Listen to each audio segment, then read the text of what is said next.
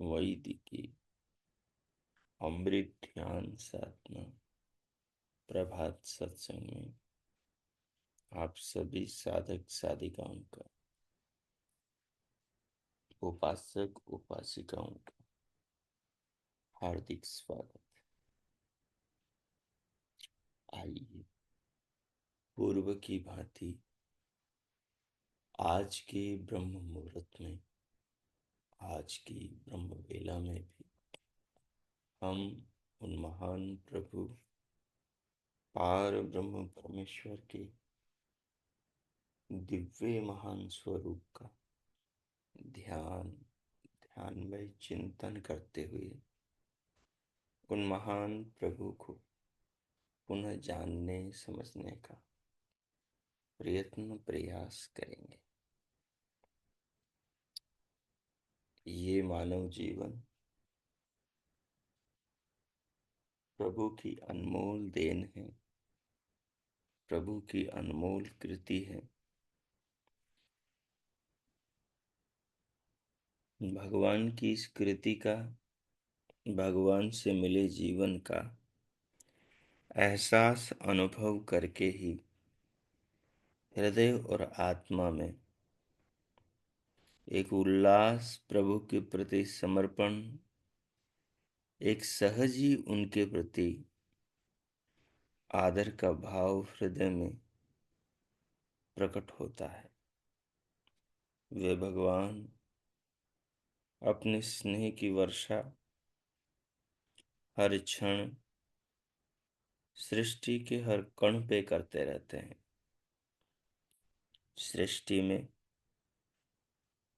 ऐसा कोई अणु परमाणु नहीं, ऐसी कोई वस्तु पदार्थ नहीं, ऐसा कोई लघु स्थूल ह्रस्व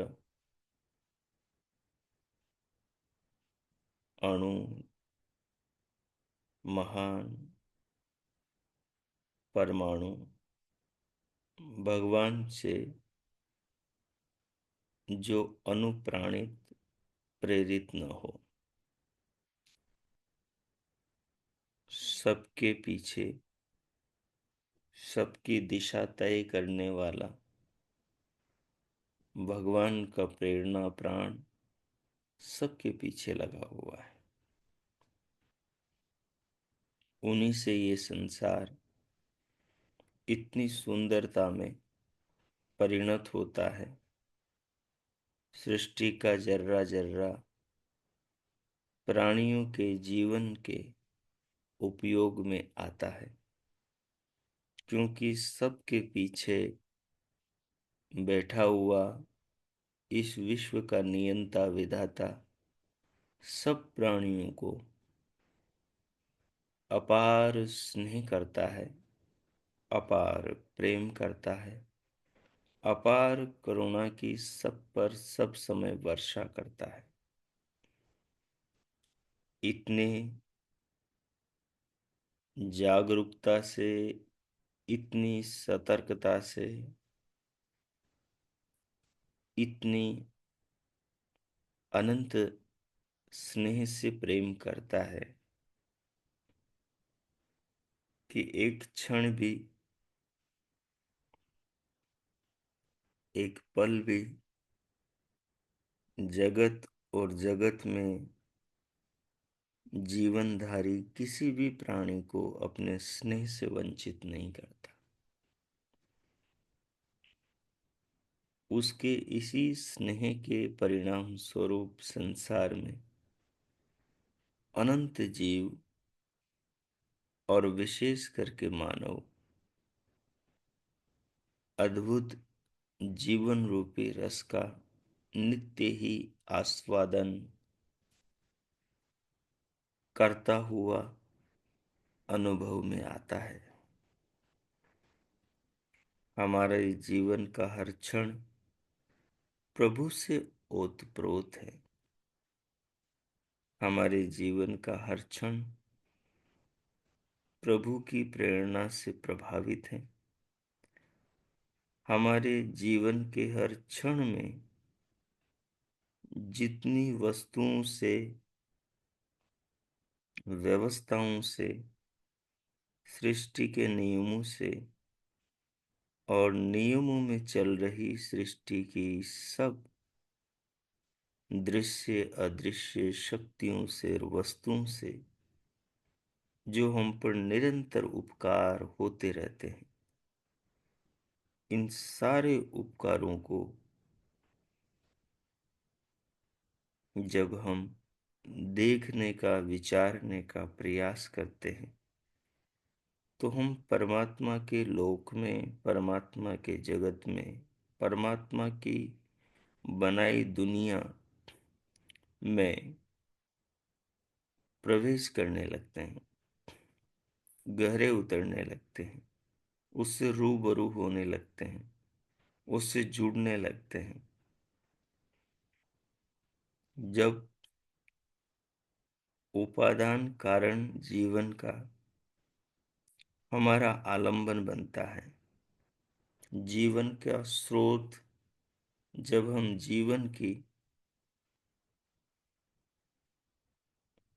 उत्पत्ति के केंद्र से जुड़ते हैं, तो धीरे धीरे हमारे अंदर सृष्टि के रहस्यों का उद्घाटन होने लगता है और उन मूल तत्वों के स्वरूपों से हम अवगत होने लगते हैं, जो मूल तत्व निरंतर हमारा पालन पोषण और हमारे जीवन का निरंतर आधार बने हुए हैं।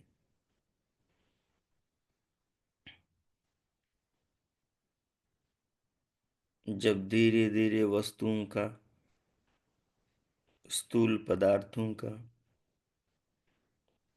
सृष्टि के घटकों का हम चिंतन करने लगते हैं, तो ये घटक धीरे धीरे अपने रहस्य को, अपने ज्ञान विज्ञान को, अपने उत्पत्ति के सूत्रों को, अपनी कहानी, अपनी गाथा को खुद हमारे सामने कहने लगते हैं। चाहे वो पृथ्वी हो, चाहे वो सूर्य हो, चाहे वो चंद्रमा हो, चाहे वो बुध बृहस्पति हो, चाहे जल अग्नि वायु आकाश हो, चाहे प्राणियों के शरीर हो, सृष्टि की कोई भी वस्तु क्यों न हो, अपनी कहानी खुद कहने लगती है। जब हमारा हृदय परम पिता परमात्मा के सम्मान में लगा हो और हमारा चित्त एकाग्र हो और वो सृष्टि के पदार्थों के अनुसंधान में लगा हो, भगवान में निष्ठा, श्रद्धा, भक्ति और संसार के रहस्यों को खोलने में प्रवृत्ति, जब ये दो चीजें मिल जाती हैं, भक्ति और अनुसंधान में प्रवृत्ति, अनुसंधान में प्रवृत्ति का जीवन की खोज का अर्थ होता है समाधि की ओर बढ़ना, और उसका अर्थ होता है ध्यान की ओर बढ़ना। जीवन के मूल तत्वों की खोज का मतलब होता है योगाभ्यास, क्रियात्मक योगाभ्यास की ओर बढ़ना, अपनी शक्तियों को, अपनी इंद्रियों को अंतर्मुख करना, उनको अपनी ओर मोड़ लेना। ये मोड़ना बड़ा विचित्र है। मोड़ने का मतलब ये नहीं होता कि आंखें बंद कर लेना। मोड़ने का मतलब होता है एक नई दृष्टि अपने भीतर उत्पन्न करना। देखेंगे तो सब बाहर के लोगों की तरह ही संसार में, लेकिन खोज का पैमाना अलग होगा। लोगों की खोज का केंद्र उनकी इंद्रियों का सुख है। हमारी खोज का केंद्र इंद्रियों का सुख नहीं है। हमारी खोज का केंद्र इंद्रियों का निर्माण कैसे होगा, हमारी खोज का केंद्र इन वस्तुओं में सुख कहाँ से आ रहा है। हमारी खोज का केंद्र ये वस्तुएं कैसे बनी है। हमारी खोज का केंद्र इन वस्तुओं से ये संसार और ये जीवन कैसे अंकुरित, पल्लवित, पुष्पित और फलित हो रहा है।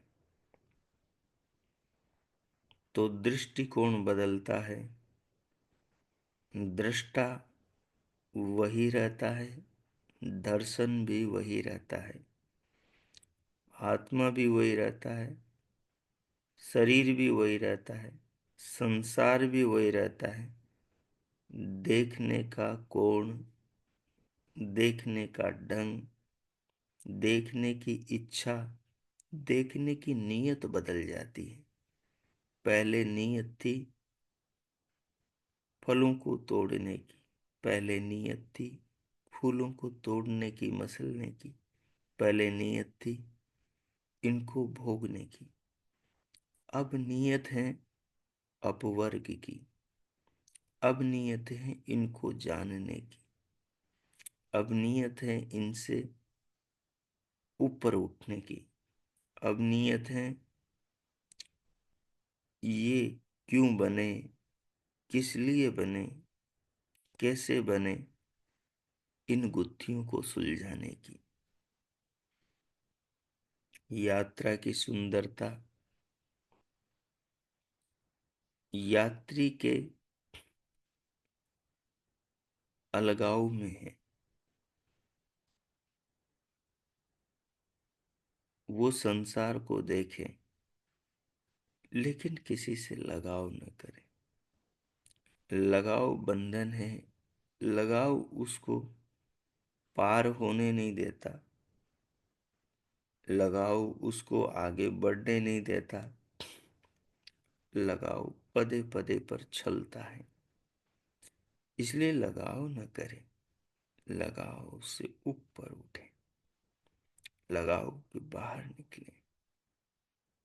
लगाव इंद्रियों को विषय से, ध्येय से, नियंत्रण से भटका देता है, अनियंत्रित कर देता है। चेतना वृत्ति के अनुरूप अपना संसार बनाती है। चेतना वृत्ति के अनुरूप भावना में आती है।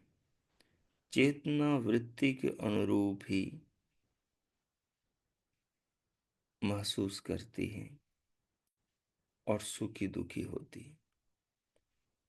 और वृत्ति का जन्म होता है आलम्बन से, और आलम्बन से वृत्ति वैसी बनती है जैसी नियत हो, दृष्टिकोण हो। दृष्टिकोण में यदि भोग है तो फिर यात्रा का ध्येय संसार बन जाता है। दृष्टिकोण में यदि अपवर्ग है, जानना छूटने के लिए है, पाना छूटने के लिए है, तो वैराग्य उत्पन्न होता है, विवेक उत्पन्न होता है। और जानना जो भोगने के लिए हो, देखना जो भोगने के लिए हो, अंतर्दृष्टि भोग की हो, तो वृत्ति वासना की बनती है, कामनाओं की बनती है, ऐष्णाओं की बनती है, और उनमें चेतना उलझती चली जाती है। उनमें चेतना जकड़ी रहती है, रात दिन एक घुटन अनुभव करती है, रात दिन अपने आप को ठगा सा अनुभव करती है, क्योंकि चिंतन ही चेतना के आसपास का संसार बनता है। और जब चिंतन विवेकहीन इंद्रियों के भोगों पर मुग्ध हो तो फिर दृष्टि बहुत छोटी हो जाती है। फिर वो परिवर्तनशील संसार के साथ चेतना को जोड़कर क्षण क्षण में नाना दुख पैदा करती है। इसलिए जीवन का उद्देश्य संसार में संसार को जानना, जानने के लिए भोगना और जीवन का लक्ष्य अपवर्ग होना चाहिए। इसमें सबसे बड़ा सहायक साधकों का, साधिकाओं का, योगियों का आत्मचिंतन है। आत्मचिंतन के घर्षण से, आत्मचिंतन की धारा से सब संसार विवेक के उजाले से भर जाता है और सब चीजें अपनी वस्तु स्थिति, अपने स्वरूप के साथ हमारे संज्ञान में प्रकट होने लगती है। तो आइए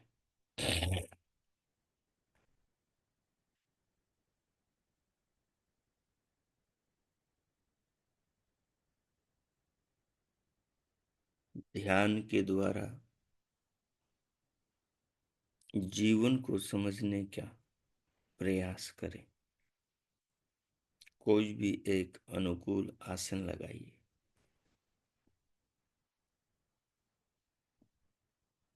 जिसमें स्थिर होकर ध्यान पर्यंत सुखपूर्वक बैठा जा सके। कमर, पीठ और गर्दन को सीधा कर लीजिए।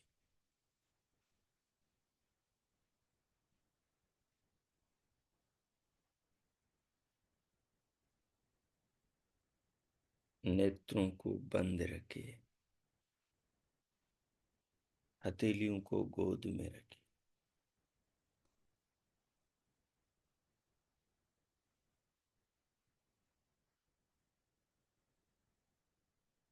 तदुपरांत शरीर को अनुभव कीजिए।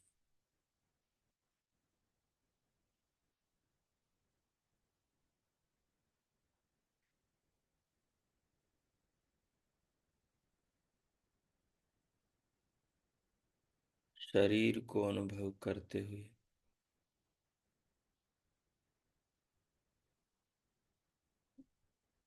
श्वास पर आ जाइए। प्राणों को अनुभव कीजिए। आती जाती प्राण वायु को अनुभव कीजिए।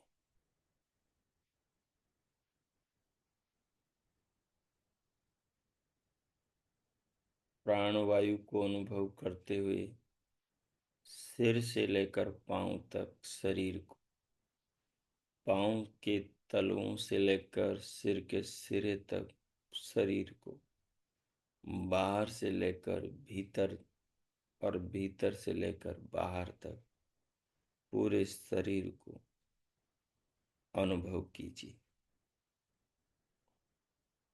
धीरे धीरे श्वास लीजिए। धीरे धीरे श्वास छोड़िए। पूरी भर लीजिए, पूरी निकाल दीजिए।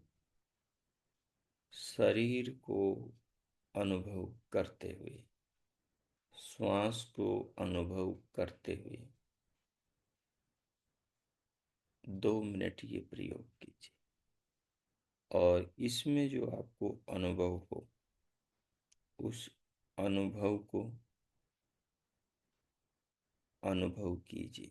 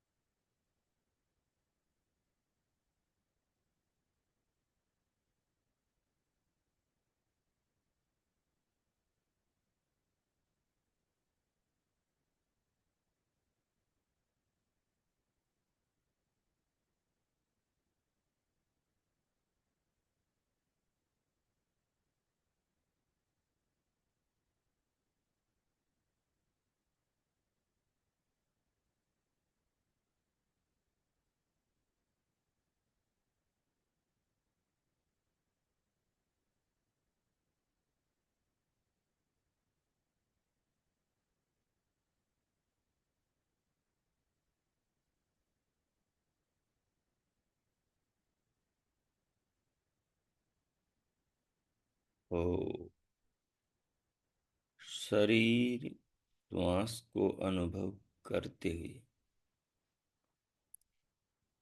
अब श्वास को भर के भीतर ही रोक लीजिए। रोक करके दोनों कानों के आकाश में मन को लगाइए और दिव्य नाद शरीर के भीतर के यंत्रों की आवाज को सुनिए।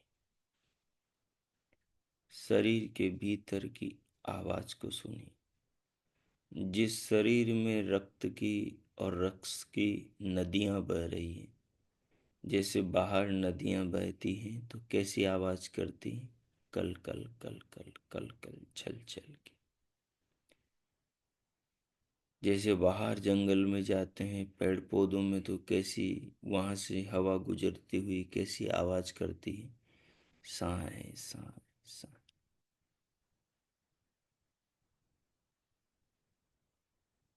जैसे खाली निर्जन स्थान पर हवा घूमती है तो कैसी आवाज बनती है? कई आवाजें बनती हैं।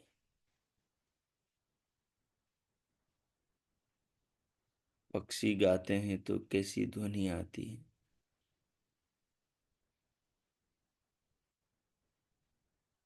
जब आप दोनों कानों के आकाश में मन लगाएंगे तो कानों के अंदर शरीर के भीतर की आवाज सुनाई देने लगी।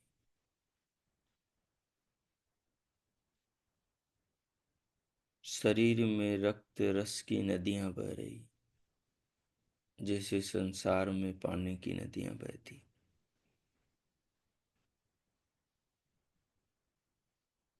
शरीर के अंदर अनंत जो रोमकूपे हैं वो सब वृक्षों की तरह पेड़ पौधों की तरह है। शरीर के अंदर ये जो अंग है ये सारे अंग मानो प्राणियों की तरह है। कितनी कोशिकाएं हैं, इतने प्राणी हैं, गिन नहीं सकते। लेकिन कितनी जातियां हैं, गिन सकते हैं। कोशिकाओं से अंग बने हैं, कितने अंग हैं, गिन सकते हैं। इनकी सबकी अलग अलग आवाजें हैं।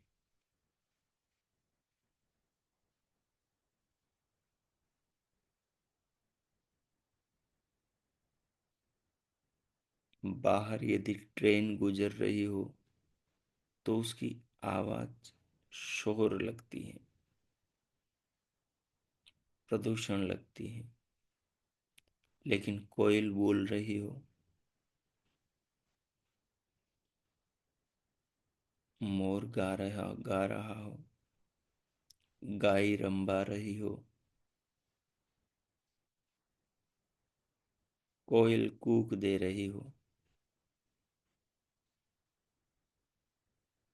तो एक आनंद और शांति की अनुभूति होती है। शरीर के भीतर के जो यंत्र है, हृदय है, फुसफुसे हैं, लीवर, किडनी, आमाशय, शरीर की दुनिया में जो यंत्र है, ये सब भी अपनी अपनी ध्वनि छोड़ रहे हैं।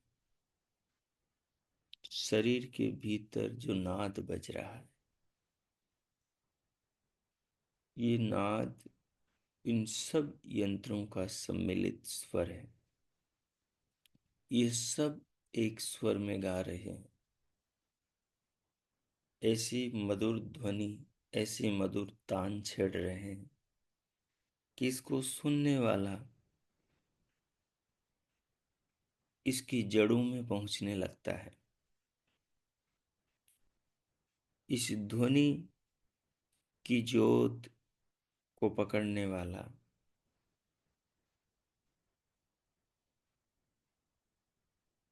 इस ध्वनि के केंद्र शरीर की संरचना के सूत्रों की ओर बढ़ने लगता है। ज्यों-ज्यों इसमें गहरा उतरता है, त्यों-त्यों उसका आंतरिक आनंद बढ़ता जाता है। बाहर का आभास छूटता जाता है। बाहर का संसार अजागरूक, बाहर का संसार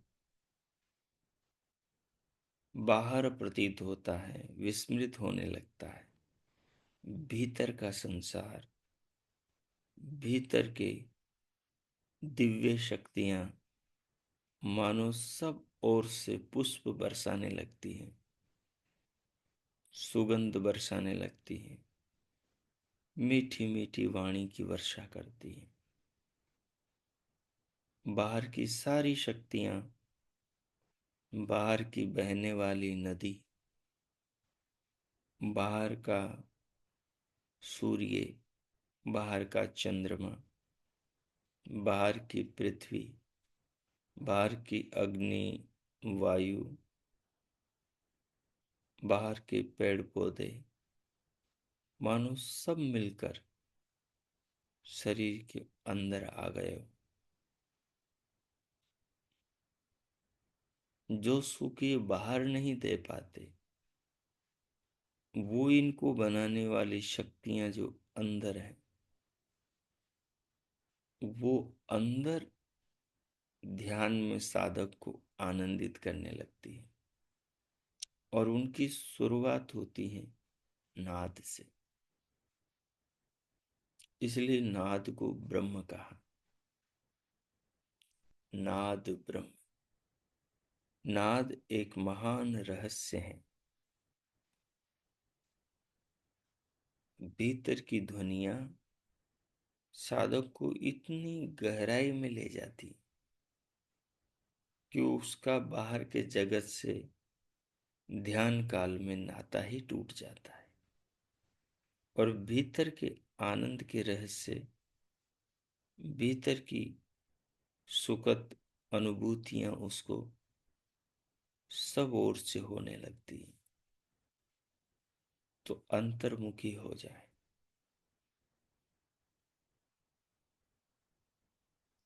प्राणों को धीरे धीरे लेके रोकें और रोक कर दोनों कानों के आकाश में मन को लगाएं और नाद सुने। जिनको नहीं आती वो कान में उंगली लगाएं।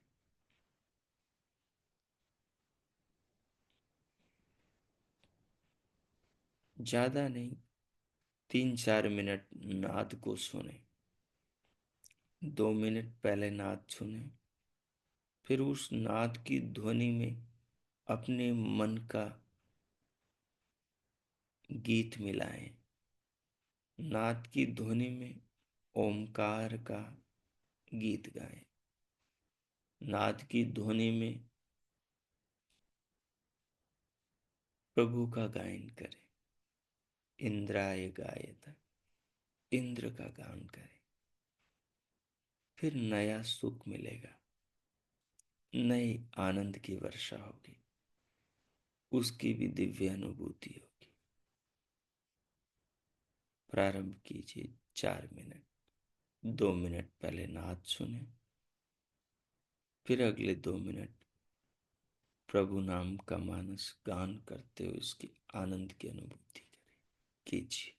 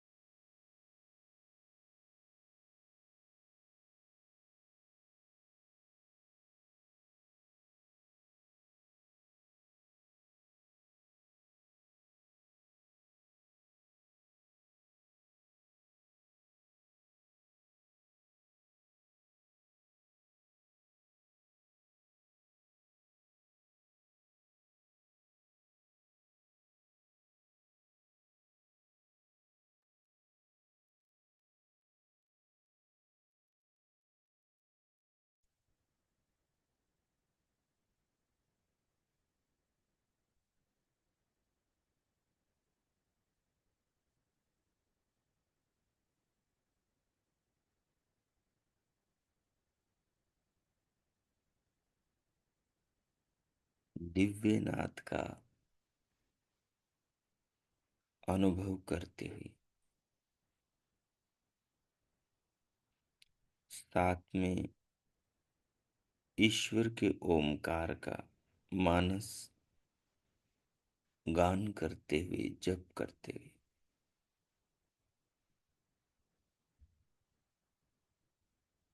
जो अंदर सुखात्मक अनुभव हुए, जो बाहर उपलब्ध नहीं थे, जो अंदर उन दिव्य अनुभवों से जो शांति और सुख की प्राप्ति हुई, उसको अपने ख्याल में रखें। और अब वेदांत के अनुसार कुछ ईश्वर का चिंतन करेंगे। वेदांत कहता है, वेदांत का मतलब वेद का अंतिम उद्देश्य मनुष्य के लिए वो क्या है? अतः तो ब्रह्म जिज्ञासा, अतः इतः ब्रह्म जिज्ञासा।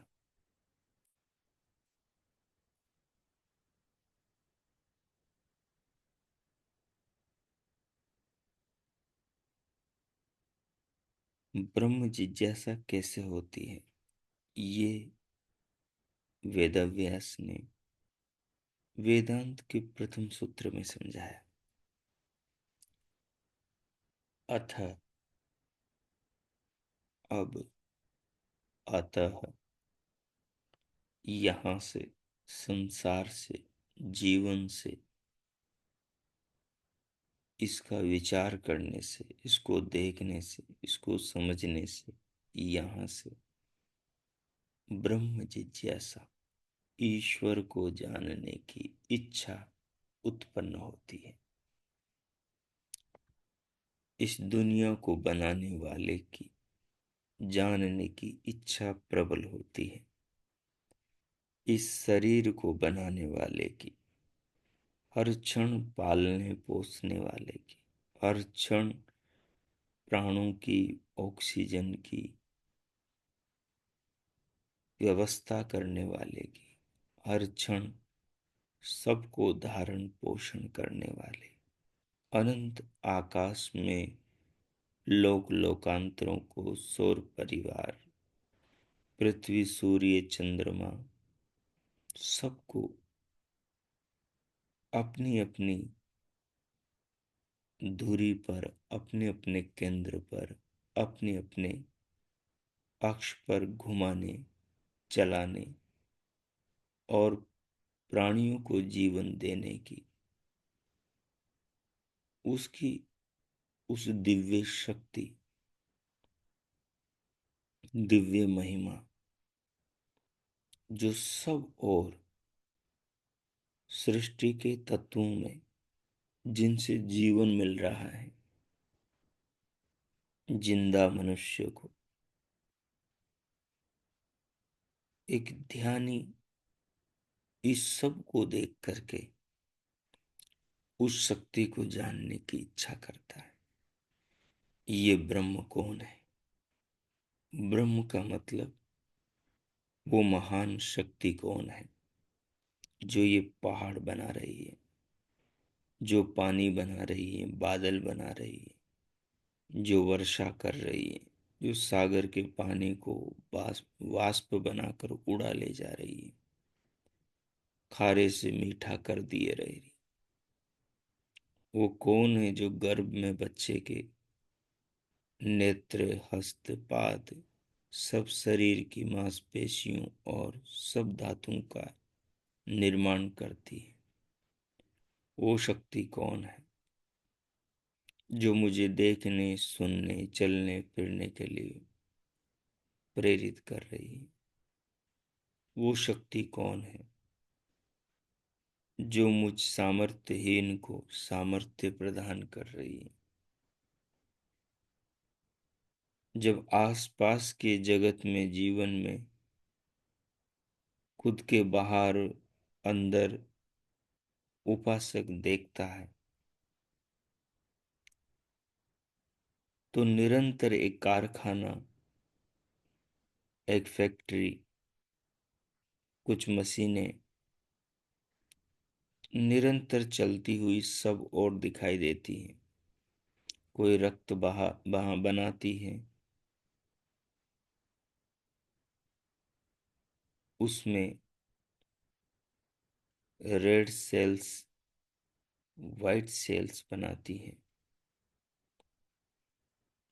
उसमें रस बनाती है, अलग अलग वायु बनाती है, प्राण अपान व्यान उदान समान, नाग कूर्म कृकल देवदत्त धनंजय। रस रक्त चर्म मांस मज्जा अस्थि मेद शुक्र शोणित बनाती है।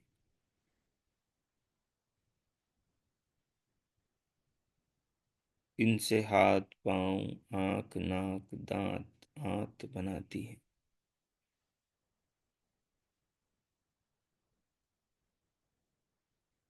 पशु पक्षी कृमि कीट बनाती है। सब कुछ को पृथ्वी पर बनाकर पृथ्वी को निराधार आकाश में सूर्य के परिक्रमा करवाती है। वो जो शक्ति दृष्टि गोचर नहीं होती, उस शक्ति की इस महिमा को, इन कार्यों को देख करके उस रहस्य को, उस छिपी हुई शक्ति को जानने की इच्छा होती है। उस छिपी हुई शक्ति का नाम ब्रह्म है। इन सब को बनाने वाले, चलाने वाले, धारण करने वाली शक्ति का नाम ब्रह्म है। वो शक्ति गूढ़ होने से रहस्य है। वो शक्ति दृष्टि गोचर न होने से रहस्य है। वो शक्ति इंद्रियों की पकड़ के बाहर होने से रहस्य है। ये रहस्य मनुष्य को वैज्ञानिक बनाता है। ये रहस्य मनुष्य को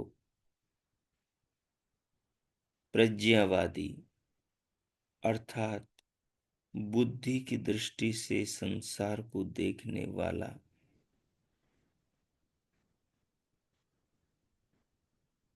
बनाता है। वो ब्रह्म सब और है। जहाँ क्रिया है वहाँ कर्ता है, जहाँ महिमा है, रचना है, वहाँ रचनाकार है। ब्रह्म रचना भीतर और बाहर सर्वत्र होने से भीतर बाहर सर्वत्र है। वो सुनता है, वो बोलता है, वो देखता है और वो दिखाता है। दिखाने के लिए दुनिया आंखें बनाता है और उसको देखने के लिए बुद्धि देता है। वो बुद्धि से देखा जाता है, वो आत्मा से देखा जाता है। उसको देखने की आंख ज्ञान है, ऐसा वो बतलाता है। ब्रह्म ज्ञान के नेत्रों से देखा जाता है। तो वेद व्यास कहते हैं अथ अतः ब्रह्म जिज्ञासा। अब का मतलब है पीछे 10 साल इस संसार को देखने से, 20 साल इस संसार को देखने से, 70 साल इस संसार को देखने से अब अतः यहाँ इस संसार में इन पदार्थों को देखने से, इन पदार्थों से इनको बनाने वाले रहस्य को जानने की इच्छा होती है। इनको बनाने वाली शक्ति को जानने की इच्छा होती है। इसलिए कहा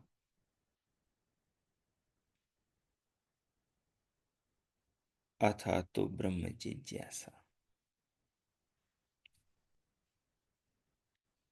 ये जिज्ञासा, ये जानने की इच्छा, ये जानने की दिशा में पदार्पण बहिर्मुखता में भी होता है और अंतर्मुखी होने पर भी होता है।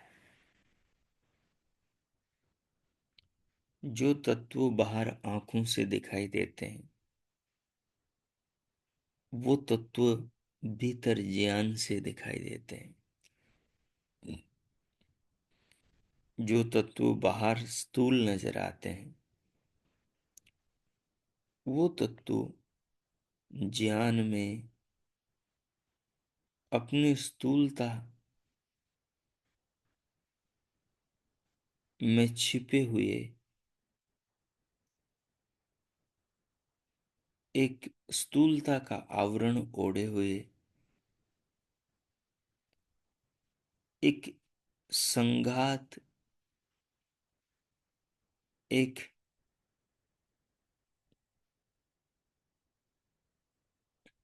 सम्मिलन, एक प्रकार की योजना के अंतर्गत अणु परमाणु आपस में जुड़ जुड़कर कहीं नदी बनकर, पानी बनकर, तरल बनकर बह रहे हैं, तो कहीं ठोस बनकर, पत्थर बनकर पहाड़ बन रहे हैं, तो कहीं सुगंधित वृक्ष बनके, फूल बनकर, पत्ते बनकर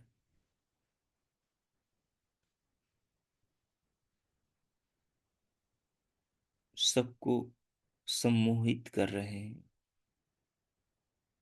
तो कहीं शरीर बनकर, हाथ बनकर, पांव बनकर, नेत्र बनकर, कान बनकर, उंगलियां, अंगूठे, चर्म, रस, रक्त, मांस, मज्जा आदि बनकर चेतना का रथ बने हुए हैं,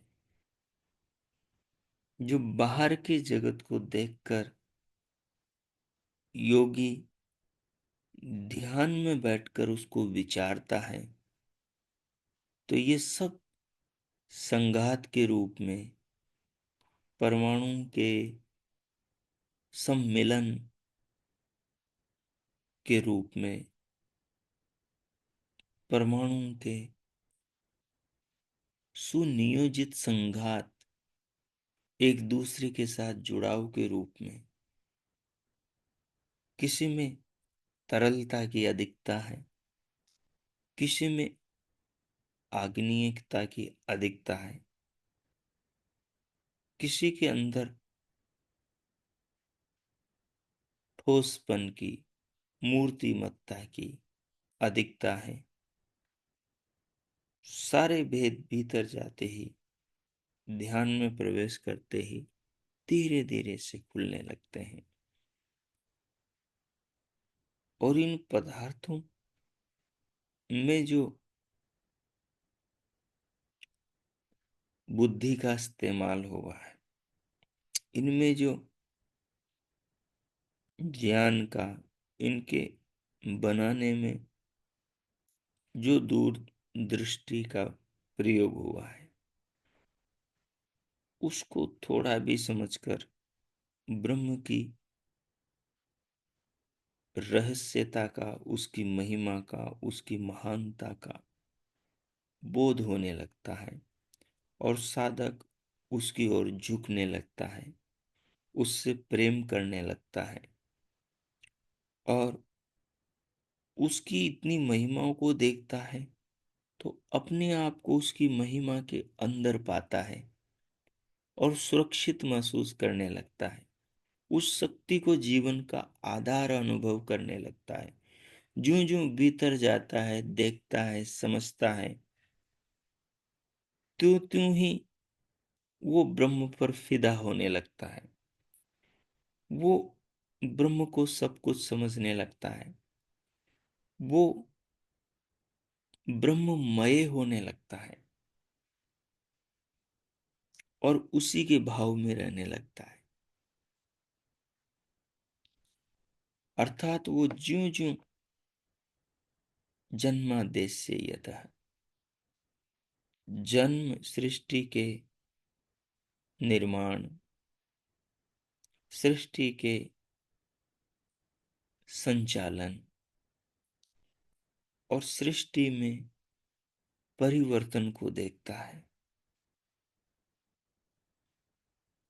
तो उस रहस्य को जिसका नाम ब्रह्म है उसको नमन करने लगता है, उसमें खोने लगता है। ज्यों ज्यों उसमें खोता है त्यों त्यों उसको समझता जाता है, समझता जाता है। निरंतर उसमें खोना उसकी समझ की एक सीढ़ी आज और चढ़ जाना, फिर दूसरे दिन उसमें खोना, डुबकी लगाना, फिर उसकी समझ की एक सीढ़ी और चढ़ जाना। निरंतर वो खोता जाता है, डूबता जाता है, विचार और चिंतन के द्वारा गहरा उतरता जाता है और समझ की सीढ़ियां चढ़ता चला जाता है। संसार में रहता हुआ संसार से अलग होता जाता है और संसार में सर्वत्र रहने वाले ब्रह्म के नजदीक होता चला जाता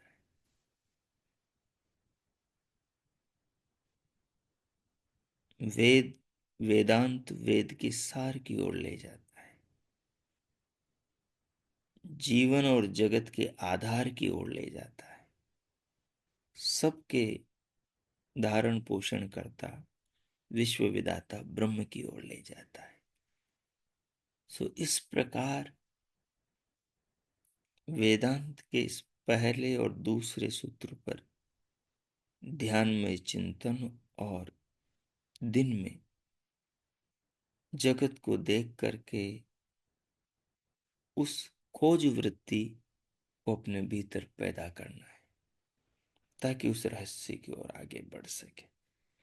तो अब हम इसको विराम देंगे और अब आप जो सुना है उस पर 2-3 मिनट चिंतन करें और फिर भगवान ब्रह्म का, जिसका नाम प्रणव ओम है, उसका गान करें, उसको धन्यवाद करें जीवन के लिए। फिर हम शांति पाठ करें। प्रारंभ कीजिए।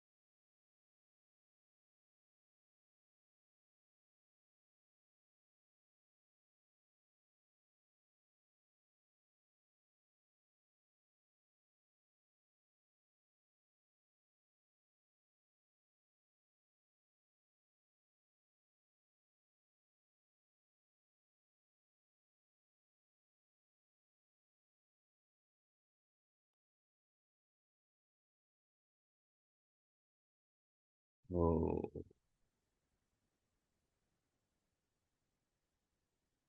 इस प्रकार उस महान विश्व के जगत के सबके जीवन दिव्य महान प्रभु के रहस्यों में विचार मग्न होकर ज्ञानामृत का पान करते हुए अब उस महान विधाता ब्रह्म को रहस्य को प्रणाम नमन करें और अब उनके नाम स्मरण के साथ हम आज के ध्यान प्रयोग को विराम देंगे। ओम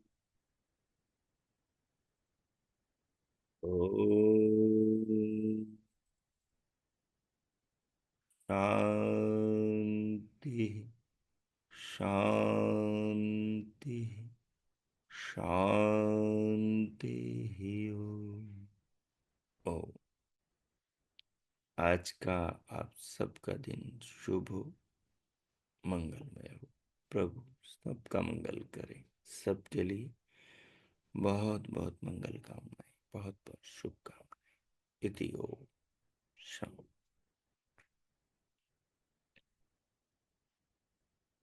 भगवान को नमन करें, उनका धन्यवाद करें, प्रभु के प्रति समर्पण की अथाह भावना की अनुभूति के साथ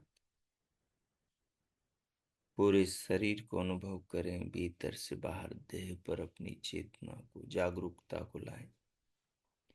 दोनों हाथ उठाएं, हथेलियों में घर्षण करें और पूरे मुखमंडल का स्पर्श करें।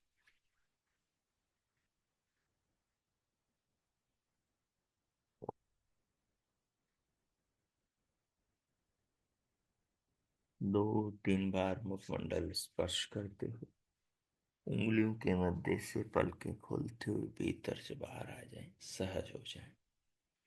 ओम स्वस्ति।